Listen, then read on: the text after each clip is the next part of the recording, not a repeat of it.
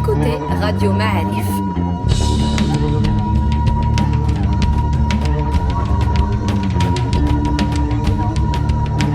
Le podcast Histoire.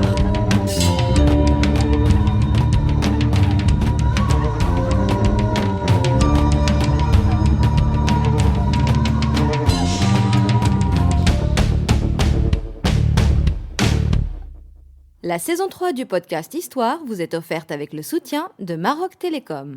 Bienvenue à vous les amis auditeurs de Radio Ma'arif. Nous sommes là. Nous sommes là et il est là. Mustafa Kadeli, salut. Bonjour. Comment ça va? Ça va, ça roule. Alors je vous explique que Mustafa Kadeli a une page A3, s'il vous plaît, une page A3, pleine de notes en arabe, en français. Et est-ce qu'il y a de l'anglais aussi? Il doit y avoir des C'est très dense. Des gribouillages. C'est très très dense. Il y a des dates, il y a des... Ouais. Donc ça vous donne une idée de la complexité. Je pensais vraiment en lui demandant ce podcast que ça allait être facile. Mais en fait, ça lui a demandé du travail. Et on va aujourd'hui parler des Wattassides, qui n'ont pas une place très claire dans notre déroulé dynastique tel qu'il est enseigné à l'école, vu qu'ils ne figurent pas parmi les dynastiques qui ont régné. Pourtant, ils ont joué un rôle entre les Saadiens et les Mérinides, n'est-ce pas? Oui, ils apparaissent rapidement dans les chroniques historiques. D'ailleurs, le grand historien Nassiri, auquel je me suis référé, les inclut un peu dans les Mérinides, puisqu'ils en font partie. Ils étaient une famille de vizirs, de gens qui travaillaient beaucoup dans l'administration à l'époque mérinide. Et donc, ils avaient des positions assez stratégiques. Donc, on parle de quelle année, là? Wattassiyin, c'est la dynastie la plus courte, si j'ose dire, mais la plus dense en même temps, parce que ça vient à un moment de l'histoire. On va voir, on va planter le décor d'abord. Ça se passe à peu près entre 1462, l'assassinat du dernier sultan mérinide Abdelhak, jusqu'en 1548, quand le dernier sultan des Wattassides a été fait prisonnier par notre ami Mohammed Cheikh Saadi. Ah oui, d'accord. Quand il a assiégé la ville de Fès en 1548, et donc la prise de Fès et la consécration de la dynastie saadienne qui avait commencé depuis à peu près 1506, leur lutte contre les Portugais. Alors je disais tout à l'heure, on va planter le décor, puisque nous sommes à la fin de la période mérinide, et c'est aussi le moment de la fameuse Reconquista, et la poussée chrétienne, espagnole et portugaise en Andalousie, et donc la prise de différentes villes et régions petit à petit jusqu'à la chute de Grenade en 1492, qui était tenue par Bani l'Ahmar. Entre-temps, on a les incursions, puisque pour les Espagnols et les Portugais, la Reconquista ne s'arrêtait pas en Espagne et au Portugal, mais bien en Afrique, c'est le prolongement un petit peu, et donc il y a une série d'occupations qui commence depuis septembre 1415 jusqu'à Tripoli en Libye, en passant par Wahran, Alger, Bjaya, Tunis, Tripoli, ensuite sur la côte atlantique, Tanja, Asila, Mehdia, qu'on appelait Ma'moura à l'époque, Anfa, qui s'appelle aujourd'hui Casablanca, Azmour, Jdida, Asfi, Mazagan, Mezran qui devient Mazagan, et Asfi, et puis Santa Cruz, Agadir, et jusqu'à Cap Bojador également. Et même au-delà, puisque les Portugais mettent pied aux îles Canaries, et même en Afrique de l'Ouest, sur la côte du Sénégal et de la Gambie, Cap-Vert et même sur la terre ferme, côté Sénégal, parce que c'est aussi, ça nous intéresse, puisqu'ils vont essayer également de capter le commerce transsaharien par la mer. Donc vous voyez, entre portugais et espagnol, la Reconquista continue en terre d'Afrique, et ça correspond à ce moment de la lutte de pouvoir entre les Mérinides, la lutte de pouvoir dans le Sérail, la puissance que les Wattassides avaient eue à l'intérieur du Sérail, puisqu'ils occupaient des postes stratégiques au sein de l'État des Mérinides, puisqu'il s'agit au fait, paraît-il, de cousins. C'est-à-dire en principe, ils appartiennent à la même formation tribale qu'on appelle les Znata, les fameuses trois grands groupes selon Ibn Khaldoun, les Snahaja du Sahara ou là du désert, et les Masmouda de la montagne et les sédentaires, et puis les Znata du nord, les hauts plateaux, etc. Nomades. Semi-nomades, nomades, sédentaires et semi-nomades. Mais d'après notre historien Nassiri, s'ils sont cousins en quelque sorte des Mérinides, et en même temps, paraît-il, ce sont des résidus des Almoravides dans le Rif. Les résidus des Almoravides dans le Rif, et même de Youssef ben Tachfin, dit-on. Wallahu a'lam, comme il dit lui-même également. Donc c'est intéressant un petit peu comment sur 3 dynasties, les Almoravides, les Almohades, etc., cette famille qui travaillait avec les Almoravides à un moment donné, et puis une autre dynastie est arrivée, peut-être ils ont été marginalisés, mais ils se sont refaits en tout cas une position à l'intérieur de l'État, soit au niveau administratif, soit au niveau militaire, soit comme des gouverneurs des différentes villes, places, régions, etc., y compris, bien sûr, en Espagne. Là, à un moment donné... Mais tu parles d'une famille, comment elle s'appelle cette famille? Les Bani Wattas, c'est la famille des Wattas. Wattas, alors bon, comment peut-on expliquer sur le plan étymologique, je ne suis pas fort là-dessus. Je sais que en Tamazir du Rif, on dit Attas pour signifier beaucoup. Alors, est-ce que les enfants de beaucoup de biens, de générosité, de quelque chose comme ça, j'en sais rien. J'ai jamais cherché et j'ai jamais croisé quelqu'un qui a cherché, ou en tout cas, il a essayé de comprendre.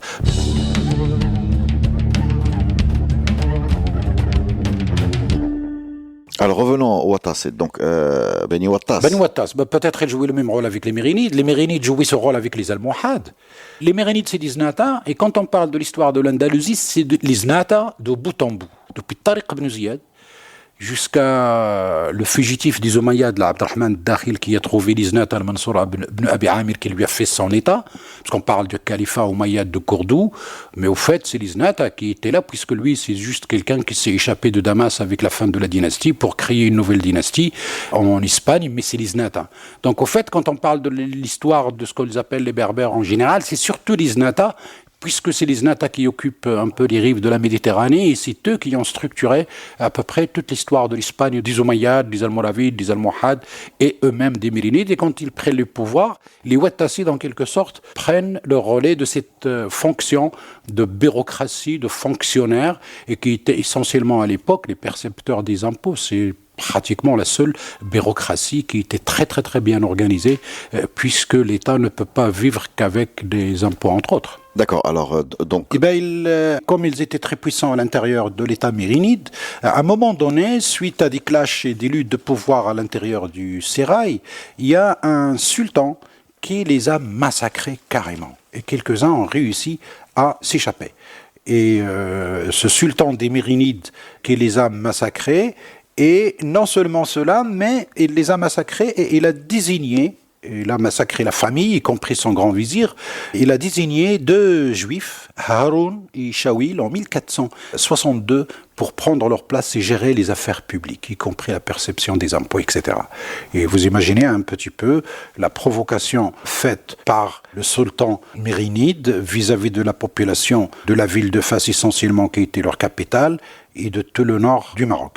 Donc, à partir de là, il y a une sorte de compte à rebours, parce que la population finit par se révolter, et donc il tue le sultan Abd al-Haq et il le remplace par une famille d'origine idrisside qu'on appelle Jotiyin. Ils existent encore aujourd'hui, le nom de famille Joti, et donc on désigne un descendant de Moulay Idriss. On fait la connexion avec les autres podcasts quand on parle de la redécouverte de Driss II dans la ville de Fès à l'époque mérinide, et comment la descendance idrisside va reprendre un petit peu une place comme une sorte de légitimité de pouvoir. Seulement, ça ne va pas durer très très très longtemps, et au bout de 2 ans, donc, un des Wattassi qui les rescapé de ce massacre fait à cette famille va revenir, qui s'est réfugié un peu dans la région de Jbala, exactement à Assela, en 1464, et c'est le début de la dynastie des Wattassides avec leur premier sultan, Yahya ben Omar ben Zayan al-Wattassi. Alors, sur quel territoire il règne, ce Yahya ibn Omar al-Wattassi? C'est un peu le territoire de l'actuel Maroc qui déborde sur Tlemcen, mais c'est fini avec l'Andalousie parce que Bani al-Ahmar, qui était encore à Grenade, avait grignoté sur les positions des Mérinides sur les côtes, c'est-à-dire même sur les côtes, à Tanja, à Tétouan.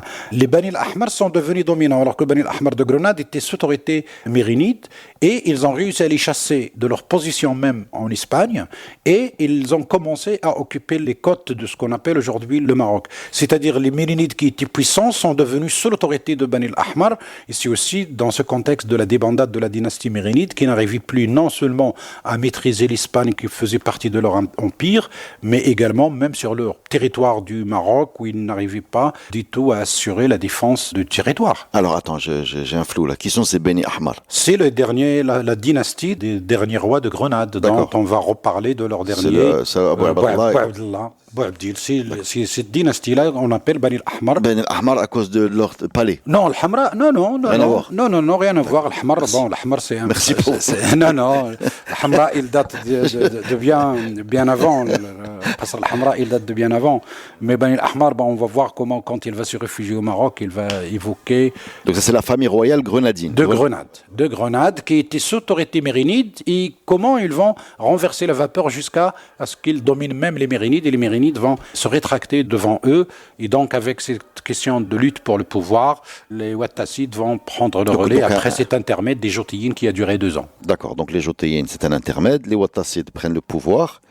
1464. D'accord. Et ils règnent sur quelque chose qui ressemble au Maroc. Absolument, ça déborde jusqu'à Tlemcen. Et oui, sur ce qu'on appelle aujourd'hui le Maroc avec l'héritage mérinide, mais il faut enlever l'Andalousie. Oui, bien sûr. Il n'y est plus. Combien de temps va durer cette dynastie?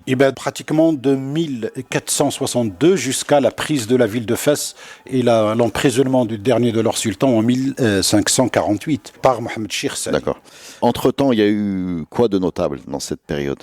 Donc, en plantant le décor, comme on l'avait dit, toutes les côtes sont occupées. Ouais.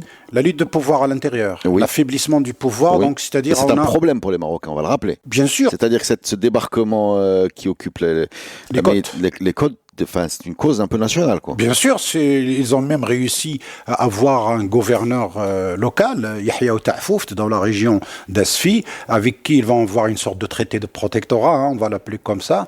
Yahya Ta'fouft était une sorte de gouverneur au nom du portugais de toute la zone de Abda, un petit peu dans la zone d'Asfi, et c'est les Saadiens qui vont mettre un terme à ce Yahya Ta'fouft quand ils vont monter après la prise d'Agadir et ils vont passer l'Atlas du côté de Haha par la côte vers 1506.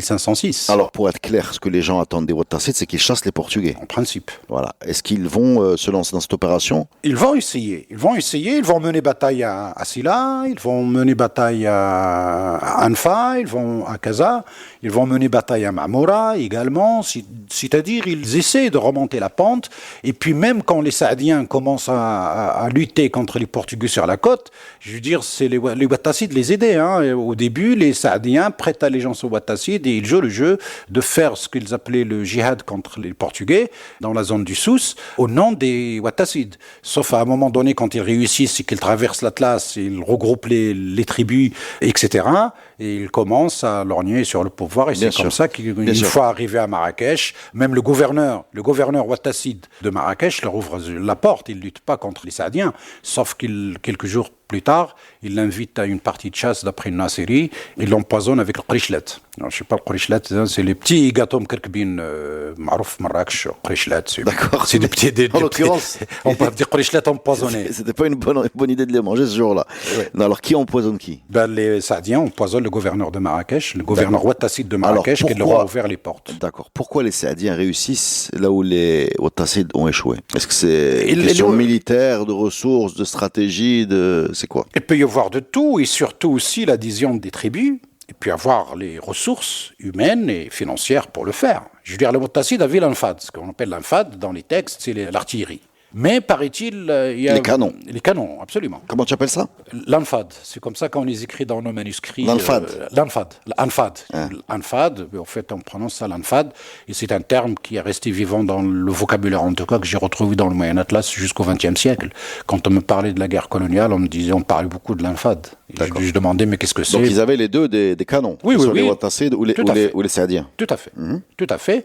Sauf que, on dirait que les Saadiens arrivent à mobilisés par rapport aux Wattassides, parce que les Wattassides, malgré les problèmes, je veux dire, il y a toujours des problèmes internes, il y a un problème de gouvernance, il y a un problème de pouvoir, il y a un problème d'organisation, il y a énormément de choses, et surtout que les Ouattacides sont un peu comme s'ils étaient limités un petit peu à côté nord du Maroc actuel, c'est-à-dire le nord de Marbella, comme s'ils étaient restés un petit peu dominant au niveau de Marbella. Avec la montée des Saadiens, les Saadiens, ils ont lutté contre les Portugais, mais ils ont lutté contre Yahya ou Ta'fouft, mais personne ne s'est opposé à leur avancée. Ils arrivent à Marrakech, le gouverneur Ouattacide leur ouvre la porte, donc il n'y a pas de problème. Sauf qu'en arrivant à Marrakech, ils continuent à faire croire aux Ouattacides qu'ils lui font allégeance, mais à partir du moment où ils ont tué le gouverneur, ça devient un problème Ouattacide-Saadien, et on assiste à 2 batailles.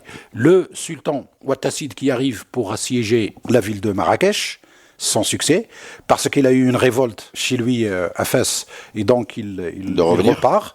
Et quelques années plus tard, c'est la grande bataille décisive qui a eu entre les Ouattacides et les Saadiens au niveau de Marbella, dans le Tadla, quelque part qui s'appelait Mshra' Bou'aqba, non loin de Darou el-Zidouh, non loin de Fqih Ben Saleh. Alors, on a 2 versions de l'histoire parce qu'il paraît que Bou'abdil était présent. Pour certains, il était présent. Bou'abdil, chassé de Grenade. De Grenade, qui s'est installé à Fès, qui fait allégeance au sultan Ouattacide, et qui argumente qu'il a choisi Fès parce que ses ancêtres étaient de cette terre, et donc il revient à cette terre, en disant même qu'il a eu des propositions venues d'Orient. J'imagine que les Ottomans lui ont écrit pour venir les rejoindre, mais qu'il a refusé, qu'il préfère la terre de ses ancêtres, comme il l'avait écrit dans sa lettre où il prête allégeance et il demande asile. Donc, paraît-il, il participe à cette campagne contre les Saadiens, et dans une version, il est mort d'une mort naturelle à Fès, il est enterré à Fès, et d'un autre côté, on a la version comme quoi il a participé à cette bataille de Bou'aqba, celle perdue par les Ouattacides, et donc qui consacre un petit peu le triomphe des Saadiens. Alors, 2 secondes. Nous sommes à peu près, je veux juste te donner un repère. Dans la date, nous sommes à peu près vers 1520. Alors 1520, parenthèse sur le destin de Bou'abdil. De Bou'abdil, c'est incroyable. Donc en fait, en résumé, on parle du roi de Grenade, qui est le... Il a pleuré comme une femme, ce qu'il n'a pas défendu, comme un homme disait sa mère. Ouais, il nous a laissé la petite montagne, il soupir d'Il Moro, paraît-il, qui surplombe Grenade. Ça s'appelle Il soupir le dernier soupir du... C'est là où il a assisté à l'entrée des forces chrétiennes dans sa ville et assisté à la chute de son royaume. Donc, il part, il arrive à Fès, il fait allégeance aux Ouattacides, il participe avec eux à la guerre contre les Saadiens, et c'est là qu'il meurt. Absolument. Voilà. D'ailleurs, on m'avait dit, que les Espagnols, récemment, il y a une vingtaine d'années, étaient venus à la recherche de son tombeau. Et paraît-il même, ils ont commencé à creuser dans un cimetière à Fès sans autorisation, etc. Bref, toujours dans cette récupération de ce passé, après la période de Franco, de ce passé, comment dirais-je, ils ne l'appellent pas Moro, ils n'aiment pas les Espagnols, les Moros, donc soit ils disent le passé arabe, soit ils disent le passé musulman, juste pour ne pas dire que ce passé est Moro. Ça, c'est un jeu de mots, un jeu de vocabulaire par les Espagnols qui a des considérations politiques depuis le temps colonial, ça c'est autre chose. Mais en tout cas, les Espagnols étaient venus chercher un moment Bou'abdil dans l'optique de récupérer la mémoire, de revendiquer de nouveau la mémoire, celui qu'on a chassé, que finalement peut-être il nous appartient et il fait partie de notre histoire, ce qui est vrai. Oui, bien sûr, c'est une façon de voir les choses. En fait, aujourd'hui, il y a une partie du regard espagnol sur cette période qui consiste à dire qu'il y avait des Espagnols musulmans et des Espagnols chrétiens. C'est bien ça. Oui, mais après Franco, je veux dire, c'est une politique de Franco, c'est pas une récupération de la mémoire et de l'histoire pour la mémoire et de l'histoire. Cette vue de l'esprit, elle coupe un peu le lien qu'il y avait entre ces villes musulmanes et, en tout cas au moment des Almoravides ou des Almohades et même des Mérinides, entre ces villes et les capitales de Fès et de Marrakech. Oui. Donc c'est une vue de l'esprit un peu... Oui, en tout cas la politique, elle est là. Et donc ce qui est curieux en même temps, que c'est l'arrivée de Bou'abdil en 1492, c'est le sultan Ouattacide s'appelait lui aussi Mohamed Chir. Est-ce qu'on va avoir une guerre entre 2 Mohamed Chir? Non, il meurt. Mohamed Chir meurt, il est remplacé par son fils qui s'appelle Mohamed el Bortoghali. Mohamed el Bortoghali. Ouais, il est surnommé le Bortoghali parce que dans une bataille à Silla, qu'il avait perdue justement contre les Portugais, son petit enfant qui s'appelait Mohamed a été fait prisonnier par les Portugais. Il est resté prisonnier en Portugal pendant 7 ans. Il l'a récupéré, il a payé une rançon, voilà. Et au bout de 7 ans, il est revenu, donc il a pris le surnom de Bortoghali, mais il n'avait pas d'affection particulière pour les Portugais, loin de là, c'est juste un surnom, parce qu'il a séjourné chez eux 7 ans.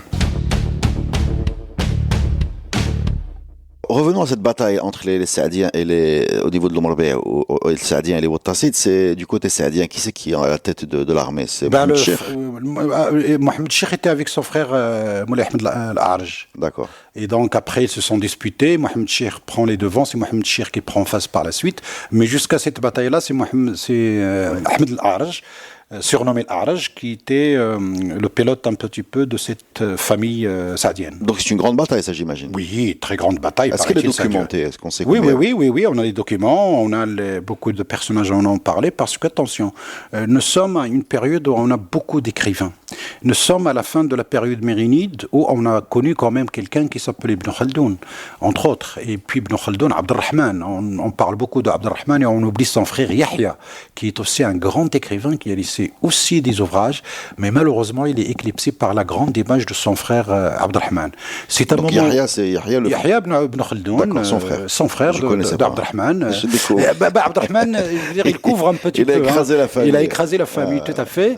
Et aussi, je veux dire, les orientalistes de la période coloniale, les orientalistes ont essayé de montrer que Ibn Khaldoun était une sorte de cas rare, de cas exceptionnel, comme ils ont essayé de montrer. À chaque fois, il y a une lumière qui apparaît comme ça, comme quelqu'un de particulier. Et loin de là, on est dans une période où on a à peu près entre 60 jusqu'à 70 écrivains qui nous ont laissé des manuscrits sur beaucoup de sujets et surtout en histoire. Et beaucoup de gens de cette période, dans les chroniques qu'ils nous ont laissées, ils ont abordé les aspects de l'histoire auxquels ils ont assisté, donc ils ont témoigné. Alors les historiens qui sont venus plus tard, qui ont compilé, comme Nassiri, que je cite, mais avant il y a Akensus, il y a Zayani, il y en a d'autres, quand ils compilent l'histoire des dynasties, etc., ils vérifient les différentes sources, ils vérifient les différentes informations dans les écrits de ces chroniqueurs, de ces gens qui ont vécu pendant cette période. C'est aussi un moment où on commence à avoir le début de ce qu'on appelle aujourd'hui les zaouïas. Jusque-là, on avait des débats. Il n'y avait pas encore du wird, il n'y avait pas encore de ce qu'on appelle les chaînes de transmission de wird avec toutes les écoles des zaouïas qu'on a. Là, c'est le moment fatidique. C'est le moment où a vécu Ben Slimane al-Jazouli, qui a écrit Dalaïl al-Khayrat, qui est l'un des éléments de base aujourd'hui des wird utilisés par toutes les zaouïas, quelle que soit leur appartenance, leur tendance. On a son élève Abdelaziz Tba, on a l'élève de l'élève qui s'appelle Sidi Moul Qasr al-Ghazouani, qui sont aujourd'hui parmi les trois de la ville de Marrakech.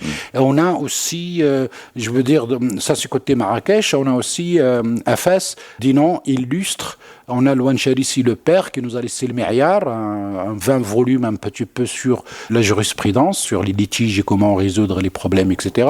On a son fils, Abdelwahid, qui a vécu ce moment-là, et d'ailleurs, c'est lui qui a écrit la Bay'a des Wattassiyin, et il a refusé par la suite de faire la Bay'a aux Saadiens, ils l'ont tué. On a également d'autres noms illustres qui sont apparus, c'est le moment de ce contexte. Est-ce que tu es en train de nous dire que c'est un moment d'effervescence spirituelle ou intellectuelle? Oui, les deux, spirituel, et aussi beaucoup de charlatans. Beaucoup de charlatans également, je veux dire, c'est le contexte peut-être s'y prête. Des faux prophètes. Le contexte s'y prête parce qu'avec toute la catastrophe qui est arrivée en Andalousie, avec l'immigration des gens, je veux dire, pour les gens, c'était la fin du monde. Beaucoup de monde qui s'échappait, la poussée chrétienne, ils arrivent jusqu'aux côtes, etc. Donc il y a énormément de choses. C'est le moment de Ishaq Ndisha, c'est le moment de beaucoup d'histoires liées un petit peu à ce moment-là. C'est un choc collectif, tout ça. Absolument. Et donc, si ça nous donne tout cela, on a un héritage de la période mérinide qui se succède par les Almoravides, les Almohades, les gens du savoir, les savants, les gens de la théologie, les gens de la grammaire, les gens de l'histoire et beaucoup de la chimie, de la mathématique et de beaucoup de choses. Et puis, on commence à avoir des gens qui vont vers le spirituel et vers, je dis, c'est le moment de la fondation des Zaouïas et le début des premières Zaouïas qu'on connaît aujourd'hui. Et à leur tête, cette branche mère qu'on appelle Jazoudia et de laquelle se sont inspirés beaucoup. Bien sûr, tu fais le lien avec le savoir, mais on peut aussi parler de faiblesse militaire, parce que puisque tu compares les dynasties entre l'armée de Youssef Ben Sachfin des Almoravides ou bien celle de Yaqub Mansour, de Abdelmoumen des Almohades, il y a eu des grosses structures militaires et les Mérinides n'en ont pas ça. Si, les Mérinides, ils avaient ça. Je veux dire, au début, la puissance des Mérinides, elle est géniale. Au début, si. Je veux dire, Abou Hassan, Abou Inan, les deux têtes, les deux noms connus, c'est l'extension du territoire un petit peu mérinide. Abou Hassan, on a une histoire de Abou Hassan le Marini quand il est allé jusqu'à Tunis. Et il revient de là par bateau, et puis les bateaux qui chavirent. Son fils qui apprend que les bateaux ont chaviré, Abou Inan, il se déclare sultan. Et puis un jour, le papa rescapé de la tempête arrive et il a trouvé le fils qui était là. Et puis bon, le fils garde le trône et Abou Hassan, bon, va vivre sa retraite à Challa, à Rabat, où il est enterré encore aujourd'hui. D'ailleurs, il est enterré dans un lieu qui n'est pas protégé. J'espère qu'il a été protégé depuis des pluies, des vents, du soleil, etc. Parce qu'il est à ciel ouvert dans une sorte de nécropole, quoi. D'accord. Il est là. Je disais que les Mérinides n'avaient pas une grande puissance militaire parce que justement, il n'y a pas de grande victoire Mérinide. Il y a une grande victoire saadienne, c'est Oued Mekhazine. Il y a une grande victoire Al-Mohad, Al-Arqos. Il y a une grande victoire de Youssef Msachfin, c'est Zlaqa, mais il n'y a pas de grande victoire Mérinide. Effectivement, mais ils ont perdu beaucoup de batailles. La dégringolade commence après Bouaïn al-Marini. C'est à ce moment-là que la dégringolade commence. Ils commencent à perdre des positions jusqu'au point, je vous disais tout à l'heure, que Bani al-Ahmar de Grenade, qui étaient des vassaux un peu des Mérinides, deviennent carrément les patrons, les concurrents et les patrons. Sauf que c'est leur perte également parce que par l'absence de ces tapis qui venaient du Maroc ou du Maghreb, ils étaient foutus puisque le Ferdinand et Isabelle ont fini par avoir raison d'eux et puis ils les ont expulsés en gardant bien sûr, il y a paraît-il je crois 60 conditions dans le traité de réédition de Boabdil pour quitter Grenade pour les droits des musulmans et des juifs qui allaient rester en Espagne. Et puis finalement, avec Cisneros 1506, il va... Ouais, ces droits vont pas être respectés. Respectés, etc. Mais il y a 60 conditions quand même. Un seul droit, c'est celui du plus fort. Absolument, absolument.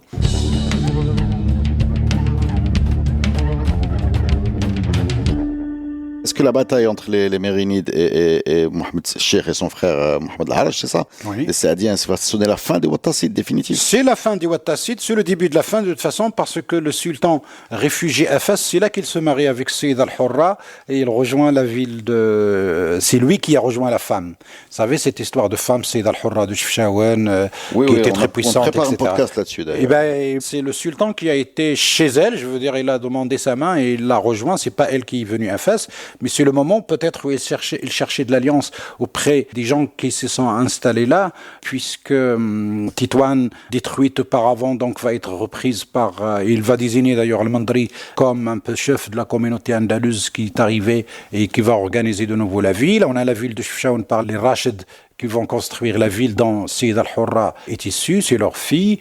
Et donc là, on a un moment, une puissance humaine, démographique qui va s'installer au nord et que peut-être à la recherche d'alliances pour essayer de contrer les Saadiens. Donc il va revenir dans sa ville de Fès et c'est là qu'ils vont le rejoindre, les Saadiens avec Mohamed Cheikh. Ils l'ont capturé, hein. Le dernier, avec toute sa famille. Pour certains, il est mort à Marrakech de mort naturelle. Il y a d'autres sources qui disent non, il a été assassiné à Draa. Moi, peut-être, je vais vers l'hypothèse qu'il est mort d'une mort naturelle à Marrakech. Par contre, un cousin de dernier sultan, Ahmed Ben Mohamed al-Portugali, c'est le dernier sultan des Ouattassides, il avait un cousin qui s'appelait Bouhassoun, qui était sultan, qui a été remplacé de son vivant par un cousin à lui. Lui, il a réussi à s'échapper à Tlemcen et il revient avec les Turcs.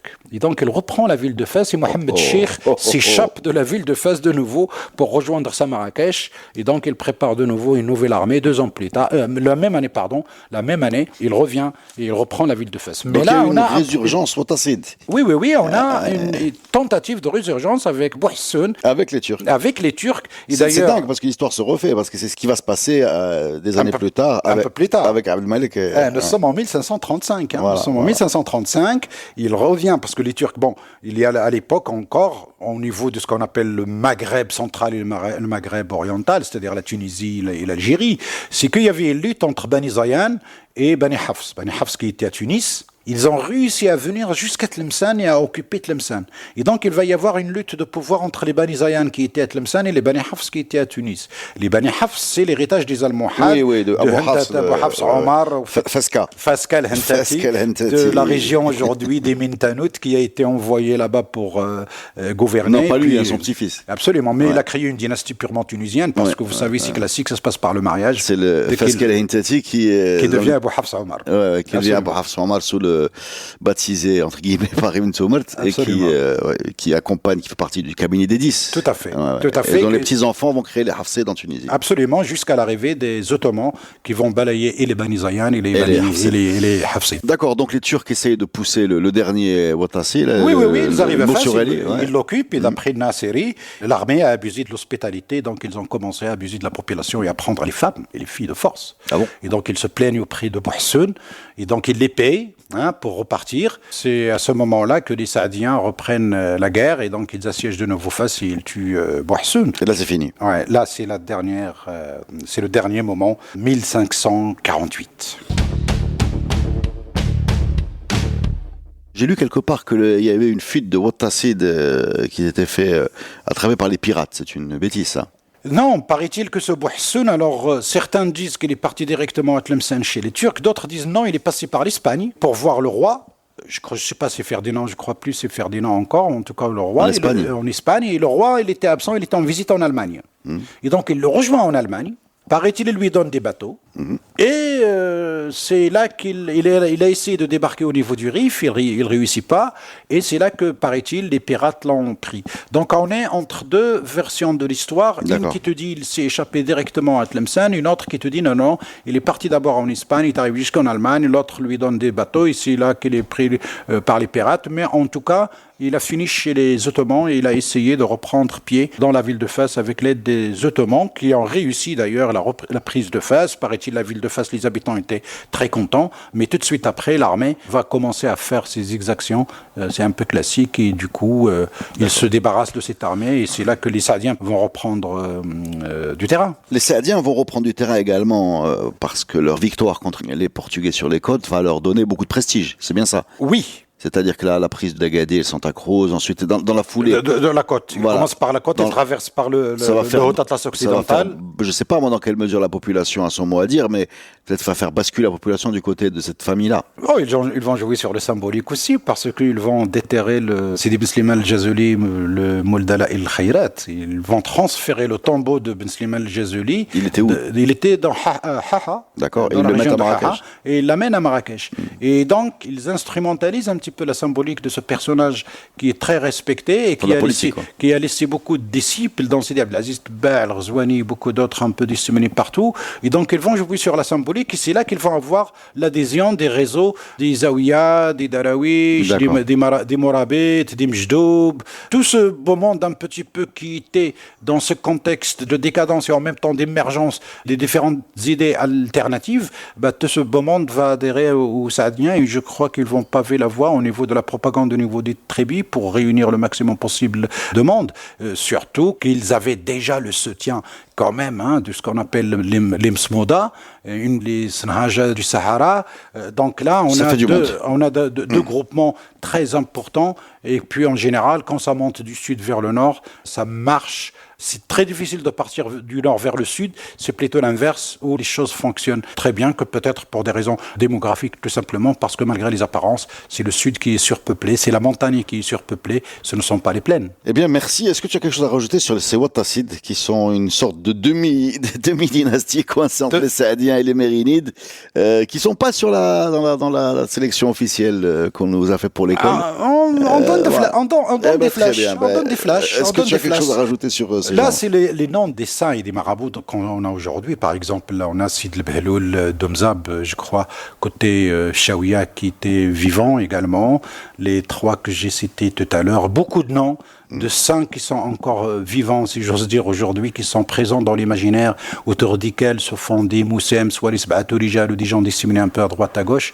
En tout cas, sur le moment, on a eu beaucoup de sommités des Mutassawifa, des gens qui ont créé des Zawiya, des gens qui ont créé des Wir, des gens, les Mjdoub, les Sidi Abdelrahman Mjdoub également, c'est un peu le même contexte, Sidi el-Behloul, Sidi Rahal Boudali, quoi d'autre? Je veux dire, c'est les noms qui... Il faut que tu nous fasses un podcast sur ces gens-là. C'est des parcours très intéressants, extraordinaires. Je veux dire, on dit que quand les Mérinides ont assiégé la ville de Marrakech la première fois, Ghazouani Mourl Qassour a été touché par une balle, et il l'a pas tué, et il a fait, comment dirais-je, une sorte de dua sur l'Wattasiyin, parce que déjà, il avait fait un dua, il habitait un moment à Fès, et puis il n'aimait pas trop ce qu'il faisait, et puis il a dit, il a fait un geste, d'ailleurs, c'est extraordinaire, quelque chose qu'on utilise aujourd'hui. Il a pris un pan de son burnous, entre les mains comme ça, l'historien dit فأخذ خنيفه في يده ويشير به من جهة فاس إلى جهة مراكش ويقول أيا السلطة إلى مراكش. خنيفه هو أخنيف واحد الماركة de Bernous. C'est un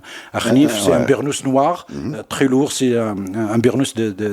Donc tu es en train de dire qu'avec son burnous, il a transféré le pouvoir. Non, mais on dit en tamazir, il a ashdad, c'est-à-dire quand tu lèves un pan de ta jlaba, une femme ou un homme, c'est-à-dire c'est une sorte de, c'est un geste qui existe encore aujourd'hui. On prend un bout de ce qu'on met, une jlaba, un burnous ou n'importe quoi, et puis on fait une invocation à Dieu. Oui, mais tu as le même geste quand tu prends un carton rouge ou un carton jaune injustifié, et tu prends un bout de ton maillot ou un bout de ton short et tu le... tu supplies, tu supplies. Et c'est le geste il très faut juste quand vous allez le visualiser, comme Mustafa, je l'ai devant moi, me l'a visualisé, on le voit très bien. C'est un geste qui existe. C'est très ancien. Donc c'est le Ghazouani l'avait fait et l'historien l'a noté. Et il l'appelait Khanifa ou Akhnif. On dit Akhnif, c'est un peu le Bernous d'Iglawa. Les gens de la haute montagne en laine noire, très dense, très costaud contre le froid. Merci beaucoup Mustafa pour ces précisions sur cette dynastie des Wattassides. C'était très intéressant comme d'habitude.